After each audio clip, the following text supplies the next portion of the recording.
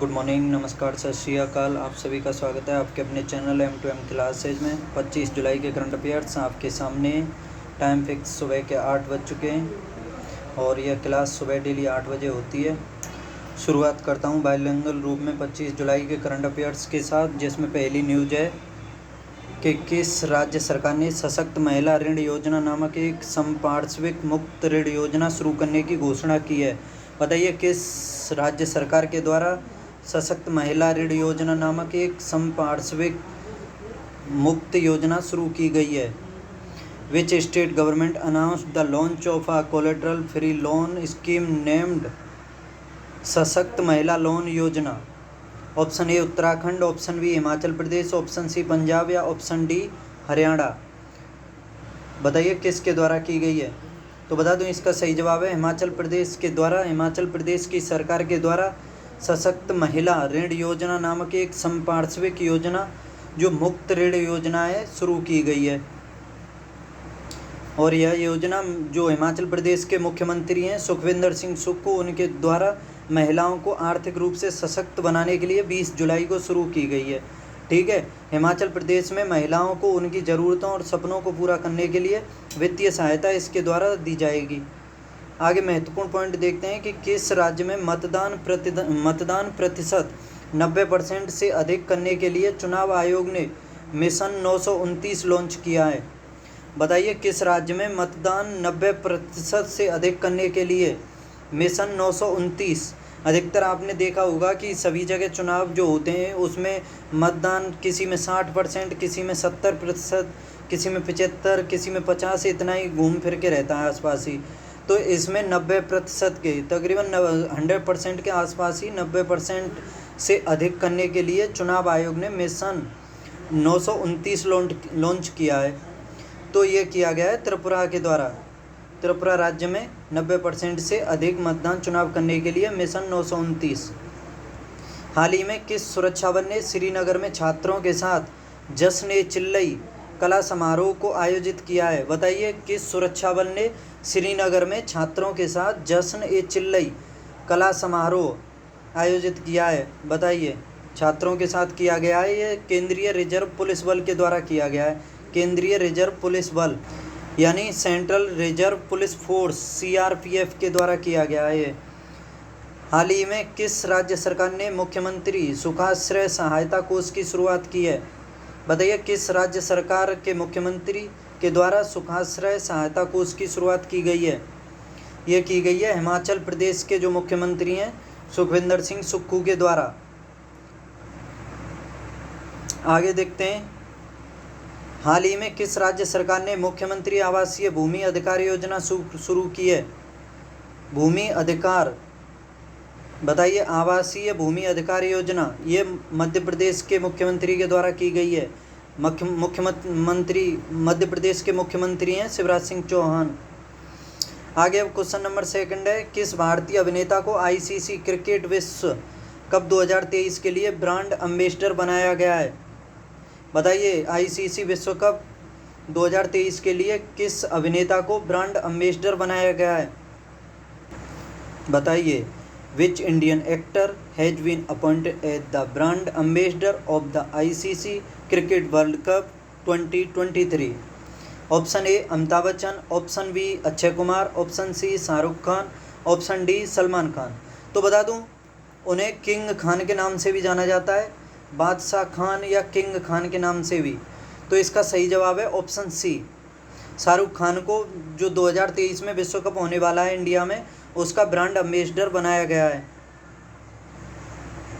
इसमें बता दूं आपको महत्वपूर्ण पॉइंट कि बॉलीवुड सुपरस्टार शाहरुख खान ने अपने आइकॉनिक वॉइस ओवर में इनका जो अपना है सुपरस्टार शाहरुख खान का आइकॉनिक वॉइस ओवर में world cup 2023 campaign it takes one day launch किया है। Campaign it takes one day launch किया है और विश्व कप 2023 का आयोजन भारत में 5 अक्टूबर से 19 नवंबर 2023 तक किया जाएगा। ठीक है, भारत में किया जाएगा 2023 के विश्व कप का। और इसमें महत्वपूर्ण पॉइंट और याद रख लो कि भारत अपने अभियान की शुरुआत करेगा 8 अक्टूबर को ऑस्ट्रेलिया के साथ। रोहित शर्मा इंडिया के कप्तान हैं और 15 अक्टूबर को अहमदाबाद के नरेंद्र मोदी स्टेडियम में पाकिस्तान के साथ खेलेगा। अब इसमें महत्वपूर्ण पॉइंट देख लो कि महाराष्ट्र सरकार ने किस क्रिकेटर को स्वच्छ मुख अभियान के लिए इस्माइल अम्बेसडर के रूप में नियुक्त किया है। बताइए, महाराष्ट्र सरकार ने किस क्रिकेटर को स्वच्छ मुख अभियान के लिए इस्माइल अम्बेसडर के रूप में नामित किया है। ये किया गया है सचिन तेंदुलकर को, और सचिन तेंदुलकर मुंबई के ही हैं, इसलिए इन्हें इस्माइल अम्बेसडर के रूप में नियुक्त किया गया है।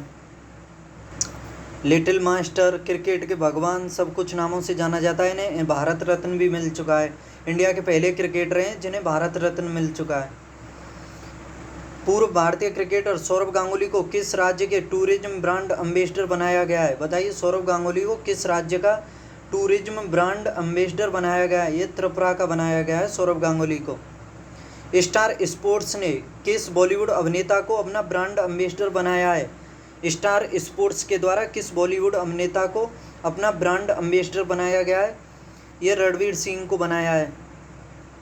जियो सिनेमा ने किस भारतीय क्रिकेटर को ब्रांड एम्बेसडर नियुक्त किया है। जियो सिनेमा, ये किया है रोहित शर्मा को जियो सिनेमा ने। आगे क्वेश्चन नंबर 3 है इसमें कि न्यूनतम आय की गारंटी विधेयक विधानसभा में पारित करवाने वाला देश का पहला राज्य कौन सा बन गया है। बताइए, न्यूनतम आय की गारंटी देने वाला विधेयक विधानसभा में पारित करने वाला देश का पहला राज्य कौन सा बना है। Which has become the first state in the country to pass the minimum income guarantee bill in the legislative assembly? Option A Uttar Pradesh, option B Rajasthan, option C Tamil Nadu या ऑप्शन डी मध्य प्रदेश। तो बता दूं, इसका सही जवाब है ऑप्शन बी राजस्थान। राजस्थान न्यूनतम आय गारंटी विधेयक विधानसभा में पारित करवाने वाला, राजस्थान जो है न्यूनतम आय गारंटी विधेयक विधानसभा में पारित करवाने वाला देश का पहला राज्य बन गया है। ठीक है, याद रखना। और इसमें याद रखना, ग्रामीण और शहरी क्षेत्रों में महीने में 25 दिन के अतिरिक्त इसमें रोजगार की गारंटी मिलेगी।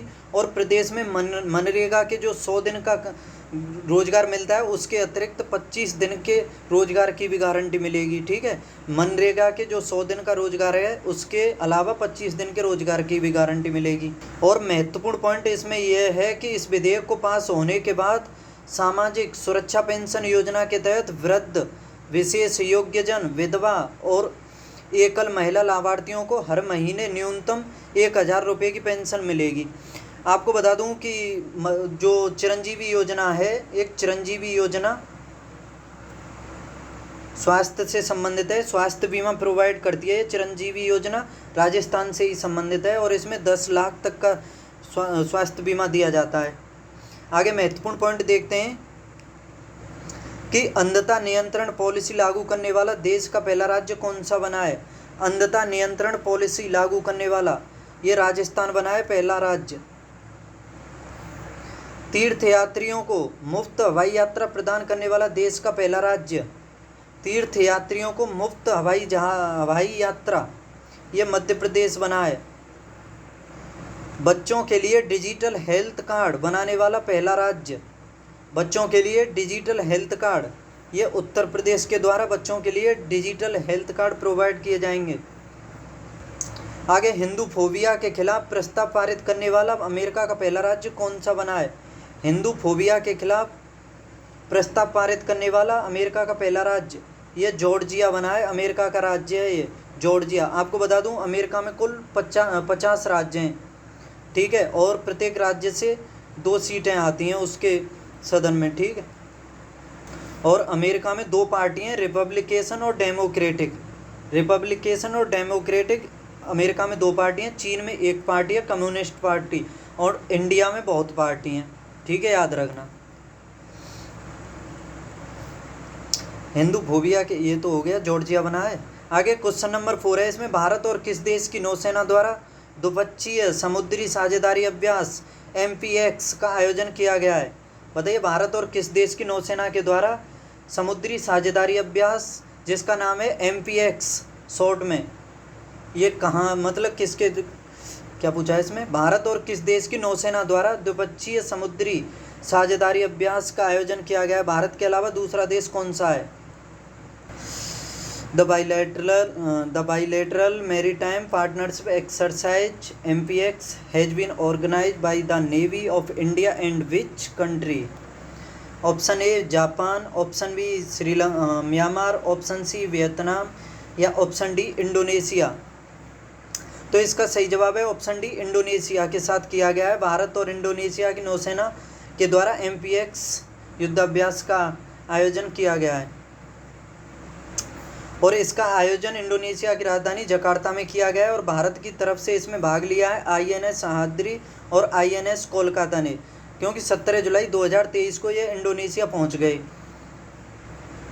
और इस जो अभ्यास है इसका उद्देश्य दोनों नौसेनाओं के बीच आपसी सहयोग और समझ को बढ़ाना। आगे महत्वपूर्ण पॉइंट है कि भारतीय नौसेना ने किस शहर में अपतटीय सुरक्षा अभ्यास प्रस्थान का आयोजन किया है? बताइए, प्रस्थान का आयोजन किस शहर में किया गया है? अपतटीय सुरक्षा अभ्यास है ये मुंबई में किया गया है भारतीय नौसेना के द्वारा। भारतीय वायुसेना किस देश में आयोजित बहुपक्षीय अंतर्राष्ट्रीय अभ्यास ओरियन में शामिल हुई है? बताइए, जो भारतीय वायुसेना है वो बहुपक्षीय अंतर्राष्ट्रीय वायु अभ्यास ओरियन में शामिल हुई है। कहाँ पर? ये फ्रांस में हुई है, फ्रांस में। फ्रांस की राजधानी पेरिस है। आगे, वायुसेना पदक पाने वाली पहली महिला अधिकारी कौन बन गई हैं? बताइए, वायुसेना पदक पहली अधिकारी कौन है जिसको दिया गया है? ये दीपिका मिश्रा को दिया गया है। भारतीय सेना ने सैन्य कर्मियों को चीनी भाषा का प्रशिक्षण देने के लिए किस यूनिवर्सिटी के साथ समझौता किया है? भारतीय सेना ने किस यूनिवर्सिटी के साथ समझौता किया है चीनी भाषा का प्रशिक्षण देने के लिए? ये तेजपुर यूनिवर्सिटी के साथ समझौता किया भारतीय सेना ने। क्वेश्चन नंबर 5 है आगे। टेस्ट क्रिकेट में 600 विकेट लेने वाले दूसरे तेज गेंदबाज कौन बन गए हैं? बताइए, इससे पहले एक गेंदबाज तेज गेंदबाज हुआ है जिसने 600 विकेट लिए हैं, वो इंग्लैंड के जेम्स एंडरसन हैं और उसके बाद ये दूसरे खिलाड़ी बने जिन्होंने 600 विकेट लिए हैं। बताइए कौन है? Who has become the second fast bowler to take 600 wicket in Test cricket? Option A Mitchell Johnson, option B Mohammad Shami, option C Stuart Broad और ऑप्शन डी जेम्स एंडरसन। तो आपको बता दूं इसका सही जवाब है स्टुअर्ट ब्रॉड। और ये दोनों जेम्स एंडरसन और ये स्टुअर्ट ब्रॉड दोनों इंग्लैंड के खिलाड़ी हैं। और स्टुअर्ट ब्रॉड को आप ऐसे याद रख सकते हो कि 2007 का जो T20 वर्ल्ड कप हुआ था उसमें युवराज सिंह ने इसी के एक ओवर में 6 छक्के मारे थे। ठीक है, 6 छक्के युवराज सिंह ने स्टुअर्ट ब्रॉड के एक ओवर में मारे थे और उसी में उन्होंने 12 बॉलों में 50 बनाई थी अपनी। यह 36 वर्षीय खिलाड़ी हैं और इन्होंने ओल्ड ट्रैफर्ड में हो रहा था ये ऐसे सीरीज के दौरान चौथा टेस्ट मैच, उसमें ऑस्ट्रेलिया के खिलाफ ये उपलब्धि हासिल की है। यह इंग्लैंड टीम के जेम्स एंडरसन के बाद दूसरे तेज गेंदबाज हैं। ठीक है, बता दिया। और सबसे ज़्यादा विकेट लेने का रिकॉर्ड है मुथैया मुरलीधरन के नाम जिन्होंने 800 विकेट लिए हैं। उसके बाद है सैन बॉर्न जिन्होंने 708 विकेट और अनिल कुंबले 619 ये टेस्ट क्रिकेट में लिए हैं। उसके बाद है तीसरे नंबर पर तो जेम्स एंडरसन आ गए हैं, चौथे पे अनिल कुंबले, 5वें पे हैं ये स्टुअर्ट ब्रॉड। आगे महत्वपूर्ण पॉइंट है इसमें कि T20 इंटरनेशनल में 100 विकेट लेने वाली भारत की पहली महिला तेज गेंदबाज कौन बन गई हैं T20 में? वैसे तो ODI में देखा जाए तो महिलाओं में झूलन गोस्वामी हैं भारत की जिन्होंने रिटायरमेंट ले लिया है, 250 विकेट से ज़्यादा ले चुकी हैं वो और विश्व में सबसे ज़्यादा विकेट उन्हीं के नाम है। लेकिन T20 इंटरनेशनल में 100 विकेट लेने वाली भारत की पहली गेंदबाज बनी है दीप्ति शर्मा। आगे, किस राज्य के कोल्लम जिले ने सर्वश्रेष्ठ जिला पंचायत के लिए स्वराज पार्टी 2021-22 जीती है? बताइए, सर्वश्रेष्ठ जिला पंचायत ये केरल का है कोल्लम जिला, इसको सर्वश्रेष्ठ जिला पंचायत के लिए स्वराज पार्टी 2021-22 दी गई है। सौराष्ट्र ने किसे हराकर के रणजी ट्रॉफी 2022-23 जीत ली है? सौराष्ट्र ने ये पश्चिम बंगाल को हरा करके जीती है। किस शहर में अखिल भारतीय ताइक्वांडो चैंपियनशिप 2023 का उद्घाटन किया गया है? किस शहर में? ये नई दिल्ली में किया गया है। अब क्वेश्चन नंबर 6 है कि किस राज्य ने CM राइज स्कूल स्थापित करने की घोषणा की है? CM राइज स्कूल स्थापित करने की घोषणा किस राज्य के द्वारा की गई है? Which state has announced to set up CM rise school? CM rise school. Option A Madhya Pradesh, option B Bihar, option C Andhra Pradesh या ऑप्शन डी उत्तर प्रदेश। तो बता दूं इसका सही जवाब है मध्य प्रदेश। मध्य प्रदेश की सरकार के द्वारा उच्च गुणवत्ता वाली शिक्षा की उपलब्धता सुनिश्चित करने के लिए मध्य प्रदेश सरकार ने 9000 सीएम राइज स्कूल स्थापित करने का निर्णय लिया गया है। सीएम राइज स्कूल योजना के तहत 9000 स्कूल स्थापित करने का निर्णय लिया गया है और मुख्यमंत्री शिवराज सिंह चौहान ने यहाँ के, याद रखना, और इसका उद्घाटन इन्होंने शाजापुर जिले के दौरान किया है जब ये दौरे पर थे। तो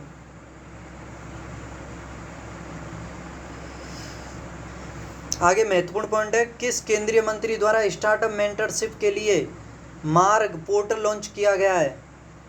बताइए किस केंद्रीय मंत्री द्वारा स्टार्टअप मेंटरशिप के लिए मार्ग पोर्टल, ये पीयूष गोयल के द्वारा किया गया है। पीयूष गोयल, इसे अच्छे से याद रखना कि मार्ग पोर्टल को लॉन्च किया गया है पीयूष गोयल के द्वारा। और पीयूष गोयल जो हैं वाणिज्य एवं उद्योग मंत्री हैं और ये पहले रेल मंत्री भी रह चुके हैं और रेल मंत्री इस टाइम अश्विनी वैष्णव हैं, याद रखना। पीयूष गोयल के द्वारा मार्ग पोर्टल को लॉन्च किया गया है। किस राज्य या केंद्र शासित प्रदेश की पुलिस ने साइबर कांग्रेस पहल का उद्घाटन किया है या लॉन्च किया है? साइबर कांग्रेस पहल का यह किया गया है तेलंगाना की सरकार के द्वारा। किस राज्य सरकार ने स्कूल ऑफ एमिनेंस परियोजना शुरू की है? स्कूल ऑफ एमिनेंस, ये पंजाब के द्वारा की गई है स्कूल ऑफ एमिनेंस। किस मंत्रालय ने देश में महिलाओं और बच्चों के टीकाकरण का डिजिटल रिकॉर्ड रखने के लिए यूविन प्लेटफॉर्म लॉन्च किया है? बताइए किस मंत्रालय ने देश में महिलाओं और बच्चों के टीकाकरण का डिजिटल रिकॉर्ड रखने के लिए यूविन प्लेटफॉर्म लॉन्च किया है? ये स्वास्थ्य मंत्रालय के द्वारा किया गया है यूविन। क्वेश्चन नंबर 7 है कि केंद्रीय वित्त मंत्री निर्मला सीतारमन ने किस राज्य में जीएसटी भवन का उद्घाटन किया है? जो वित्त मंत्री हैं निर्मला सीतारमन, उनके द्वारा किस राज्य में जीएसटी भवन का उद्घाटन किया गया है? बताइए। Union finance minister Nirmala Sitharaman has inaugurated GST Bhavan in which state? Option A Tripura, option B Assam, option C Meghalaya, option D Sikkim. तो बता दूं इसका सही जवाब है त्रिपुरा में केंद्रीय वित्त और कॉरपोरेट कार्य मंत्री निर्मला सीतारमन ने अगरतला, त्रिपुरा की राजधानी अगरतला में जीएसटी भवन का उद्घाटन किया है, याद रखना अच्छे से। और यह सीबीआईसी के तहत सीजीएसटी, सीएक्स और सीमा शुल्क कार्यालय अगरतला गुवाहाटी जोन के लिए एक परियोजना है। आगे देखते हैं महत्वपूर्ण पॉइंट के केंद्रीय पर्यावरण मंत्रालय ने कहाँ कलेगनार कलम स्मारक के लिए अंतिम मंजूरी दी है? कलेगनार कलम स्मारक के लिए किस मंत्रालय के द्वारा मंजूरी दी गई है? बताइए कहाँ पर? केंद्रीय पर्यावरण मंत्रालय ने दी है ये मंजूरी और बंगाल की खाड़ी के लिए दी है ये कलेगनार कलम स्मारक की। किस केंद्रीय मंत्री ने इफ्को द्वारा विकसित दुनिया का पहला नैनो डीएपी लॉन्च किया है? बताइए। जो यूरिया भी बनाती है इफ्को, उसके द्वारा किस केंद्रीय मंत्री ने दुनिया का पहला नैनो डीएपी लॉन्च किया है? ये अमित शाह के द्वारा किया गया है, गृह मंत्री अमित शाह इनके द्वारा। केंद्रीय मंत्री अमित शाह ने किस राज्य के द्वारका में national academy of coastal policing campus की आधारशिला रखी है? तो ये तो सिंपल है, द्वारका तो गुजरात में है, याद रखना। National academy of coastal policing campus की आधारशिला। केंद्रीय मंत्री भूपेंद्र यादव ने किस शहर में सतत भूमि प्रबंधन के लिए उत्कृष्टता केंद्र का उद्घाटन किया है? बताइए। भूपेंद्र मंत्री के द्वारा सतत भूमि प्रबंधन के लिए उत्कृष्टता केंद्र का उद्घाटन देहरादून में किया गया है। क्वेश्चन नंबर 8 है टीसीएस को पछाड़कर कौन भारत की दूसरी मूल्यवान कंपनी बन गई है? बताइए। टीसीएस मतलब टाटा कंसल्टेंसी सर्विस।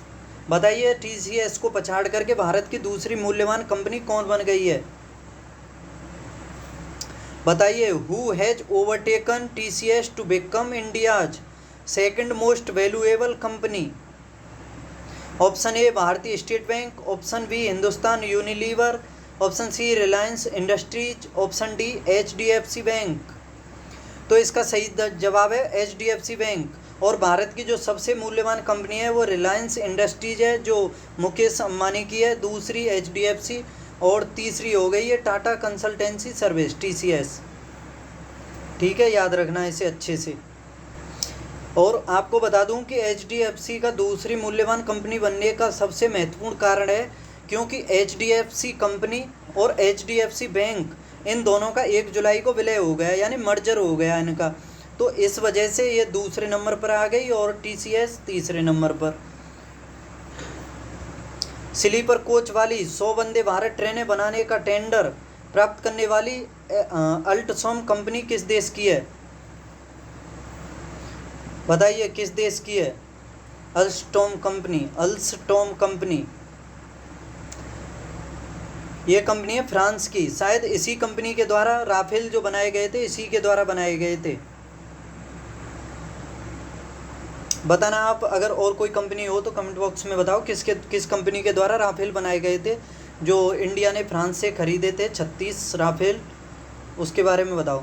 किस कंपनी ने लगातार छठे वर्ष ATD वेस्ट अवार्ड 2023 जीता है? बताइए किस कंपनी के द्वारा छठे वर्ष ATD वेस्ट अवार्ड 2023 जीता गया है? ये जीता है NTPC लिमिटेड ने। NTPC मतलब national thermal power corporation. NTPC के द्वारा छठे वर्ष लगातार ATD वेस्ट अवार्ड 2023 भी जीता गया है। आगे PTC India financial service limited ने किसे कंपनी का निदेशक यानी वित्त निदेशक बनाया है? ये महेंद्र लोढ़ा को बनाया है PTC India financial service limited ने। महेंद्र लोढ़ा, महेंद्र सिंह धोनी मत समझना, महेंद्र लोढ़ा। वैश्विक ब्रांड कंसल्टेंसी इंटरब्रांड की बेस्ट इंडियन ब्रांड 2023 की सूची में किस कंपनी को शीर्ष स्थान मिला है? ये टाटा कंसल्टेंसी सर्विस को मिला है। ठीक है, उसमें तो ये वैल्यूएबल में तो तीसरे स्थान पर चली गई, लेकिन वैश्विक ब्रांड कंसल्टेंसी इंटरब्रांड की बेस्ट इंडियन ब्रांड में ये पहले नंबर पर है, टाटा कंसल्टेंसी सर्विस। आगे क्वेश्चन नंबर 9 है कि राष्ट्रीय थर्मल इंजीनियर दिवस कब मनाया जाता है? बताइए। National thermal engineers day is celebrated on option A 21 July, option B 22 July, option C 23 July या ऑप्शन डी 24 जुलाई। तो आपको बता दूं ये मनाया जाता है 24 जुलाई को। राष्ट्रीय थर्मल इंजीनियर दिवस 24 जुलाई को हर साल मनाया जाता है। आगे महत्वपूर्ण पॉइंट है प्रमुख दिवसों के बारे में कि 5 जून को विश्व पर्यावरण दिवस मनाया जाता है। याद रखना, पर्यावरण दिवस 5 जून को मनाया जाता है। और 7 जून को मनाया जाता है विश्व खाद्य सुरक्षा दिवस। ये बताओ कमेंट बॉक्स में कि 7 जून को विश्व खाद्य सुरक्षा दिवस क्यों मनाया जाता है। और 8 जून को मनाया जाता है विश्व ब्रेन ट्यूमर दिवस। विश्व ब्रेन ट्यूमर दिवस मनाया जाता है 8 जून को। और 8 जून को ही मनाया जाता है विश्व महासागर दिवस। याद रखना, 8 जून को विश्व ब्रेन ट्यूमर दिवस, 8 जून को विश्व महासागर दिवस और 8 जून को ही राष्ट्रीय सर्वोत्तम मित्र दिवस। याद रखना, ये तीनों दिवस 8 जून को मनाए जाते हैं। विश्व ब्रेन ट्यूमर दिवस, विश्व महासागर दिवस, राष्ट्रीय सर्वोत्तम मित्र दिवस। और 12 जून को मनाया जाता है विश्व बाल श्रम निषेध दिवस। और 12 जून को ही मनाया जाता है राष्ट्रीय लाल गुलाब दिवस। राष्ट्रीय लाल गुलाब दिवस और विश्व बाल श्रम निषेध दिवस, ये दोनों 12 जून को। और 14 जून को मनाया जाता है विश्व रक्तदाता दिवस। 14 जून को विश्व रक्तदाता दिवस। क्वेश्चन नंबर 10 है कि भारतीय किस 7 वर्षीय बच्ची को ब्रिटेन में पॉइंट्स ऑफ लाइट पुरस्कार दिया गया है? बताइए, भारत की किस 7 वर्षीय बच्ची को ब्रिटेन में पॉइंट्स ऑफ लाइट पुरस्कार दिया गया है? बताइए। Which 7-year-old Indian girl has received the points of light award in Britain? Option A Moksha Roy, option B Sujata Maurya, option C Divya Tanwar या ऑप्शन डी ज्योति मिश्रा? तो आपको बता दूं इसका सही जवाब है ऑप्शन ए मोजा रॉय को। 7 वर्षीय ये भारतीय लड़की हैं, इनको ब्रिटेन का पॉइंट्स ऑफ लाइट पुरस्कार दिया गया है। और इसमें महत्वपूर्ण पॉइंट समझ लो कि भारतीय मूल की ये मोजा राय महज 3 वर्ष की आयु से माइक्रोप्लास्टिक प्रदूषण के विरुद्ध संयुक्त राष्ट्र की संपोषणीय पहल के लिए काम कर रही थी। और जुलाई के तीसरे सप्ताह में ब्रिटेन के उप प्रधानमंत्री ओलिवर डाउसेन ने 7 वर्षीय मोजा राय की यह पुरस्कार प्रदान किया है। मोजा राय को ब्रिटेन के उप प्रधानमंत्री ओलिवर डाउडेन ने, ब्रिटेन के उप प्रधानमंत्री तो ओलिवर डाउसेन और ब्रिटेन के वो प्रधानमंत्री हैं ऋषि सुनक, जो भारतीय मूल की जिनकी पत्नी है रवि सुनक, ऋषि सुनक हैं ब्रिटेन के प्रधानमंत्री और उनकी पत्नी भारतीय मूल की हैं। आगे महत्वपूर्ण पॉइंट है कि प्रवासी भारतीय सम्मान पुरस्कार से सम्मानित मोहम्मद इरफान अली किस देश के हैं? जो प्रवासी भारतीय सम्मान दिया जाता है उससे सम्मानित होने वाले मोहम्मद इरफान अली किस देश के राष्ट्रपति हैं? ये गुयाना के राष्ट्रपति हैं। किसको हार्वर्ड लॉ स्कूल सेंटर द्वारा वैश्विक नेतृत्व के लिए पुरस्कार से सम्मानित किया गया है या किया जाएगा? डी.वाई. चंद्रचूड़ को, जो भारत के सर्वोच्च न्यायालय के मुख्य न्यायाधीश हैं। डी.वाई. चंद्रचूड़। 68वां हुंडई फिल्म फेयर अवार्ड 2023 में किसे सर्वश्रेष्ठ फिल्म का पुरस्कार दिया गया है? बताइए। 68वें हुंडई फिल्म फेयर अवार्ड में 2023 में सर्वश्रेष्ठ फिल्म का पुरस्कार किस फिल्म को दिया गया है? ये गंगूबाई काठियावाड़ी को दिया गया है। गंगूबाई काठियावाड़ी को। ये गंगूबाई काठियावाड़ी शायद आलिया भट्ट की फिल्म है। किसे हाल में 64 साल बाद व्यक्तिगत रूप से रेमन मैक्स से पुरस्कार मिला है? रेमन मैक्स से पुरस्कार ये 64 साल बाद मिला है किसी को व्यक्तिगत रूप से। ये मिला है दलाई लामा, जो तिब्बती गुरु होते हैं दलाई लामा, उसको दिया गया है 64 वर्ष के बाद व्यक्तिगत रूप से रेमन मैक्स से पुरस्कार। और इस रेमन मैक्स से के बारे में बता दूं कि ये फिलीपींस की सरकार के द्वारा फिलीपींस की राजधानी मनीला में दिया जाता है हर साल। और यह दिया जाता है जो फिलीपींस के राष्ट्रपति हुए थे रेमन मैक्स से, ठीक है, रमन मैक्स से हुए थे, उनकी स्मृति में दिया जाता है। और इसी को रेमन मैक्स से पुरस्कार को एशिया का नोबेल पुरस्कार भी कहा जाता है। आगे अब ये कुछ महत्वपूर्ण क्वेश्चंस हैं, ये देखो कि किसने राजगृह गिरिव्रज में नगर का निर्माण करवाया था? बताइए किसने राजगृह नगर का निर्माण किसके द्वारा कराया गया था? राजगृह को गिरिव्रज भी कहा जाता है। ये बिम्बिसार के द्वारा कराया गया था, बिम्बिसार के द्वारा। और इसके बिम्बिसार के बारे में बता दूं कि ये हर्यक वंश का संस्थापक था। और हर्यक वंश को ही आपने पढ़ा होगा पितृहत्या वंश भी कहा जाता है, क्योंकि बिम्बिसार की हत्या उसके पुत्र अजातशत्रु के द्वारा कर दी गई थी और अजातशत्रु की हत्या उसके पुत्र उदयन के द्वारा कर दी गई थी। तो इस तरह से दो पुत्रों ने दो पिताओं की हत्या कर दी, तो इसी वजह से इसे पितृहंता वंश भी कहा जाता है। और बिम्बिसार को ही श्रेणिक भी कहा जाता है, ये भी याद रखना। और अजातशत्रु के शासनकाल में ही प्रथम बौद्ध संगति हुई थी 483 BC में।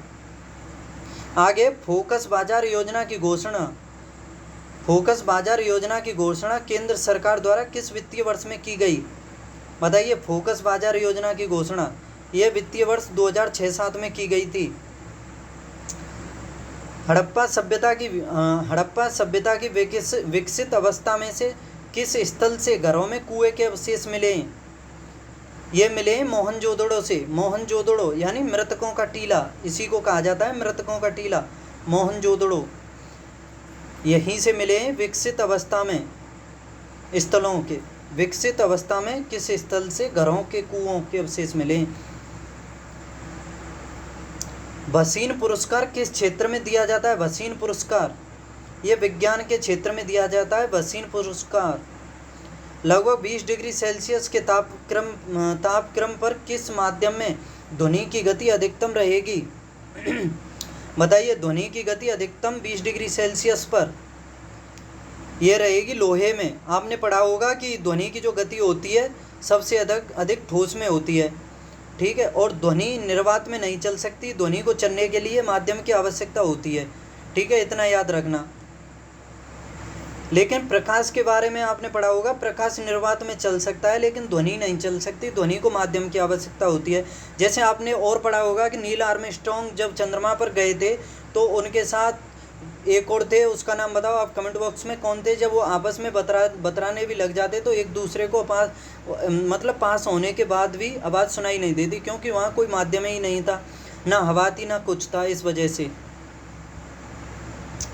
दिल्ली के लाल किला में मोती मस्जिद का निर्माण किसने करवाया था? दिल्ली के लाल किले में मोती मस्जिद का ये करवाया था औरंगजेब ने। दिल्ली के लाल किले का निर्माण तो करवाया था शाहजहां ने, लेकिन उसमें मोती मस्जिद का निर्माण औरंगजेब के द्वारा करवाया गया। और आगरा के लाल किले का निर्माण करवाया गया था अकबर के द्वारा। ये भी इम्पोर्टेंट पॉइंट है कि आगरा का अकबर के द्वारा, दिल्ली का शाहजहां के द्वारा, और दिल्ली में जो मोती मस्जिद है उसका औरंगजेब के द्वारा। लाल किले के अंदर ही है ये मोती मस्जिद। तो दोस्तों ये 25 जुलाई के करंट अफेयर्स आप सभी को कैसे लगे बताइए। चैनल को सब्सक्राइब नहीं किया है तो प्लीज़ चैनल को सब्सक्राइब कर लें, डेली देखते रहें मेरे साथ करंट अफेयर्स। कल मिलता हूँ फिर 26 जुलाई के करंट अफेयर्स के साथ, तब तक पढ़ते रहिए, हंसते खेलते कूदते मुस्कुराते रहिए, बाय।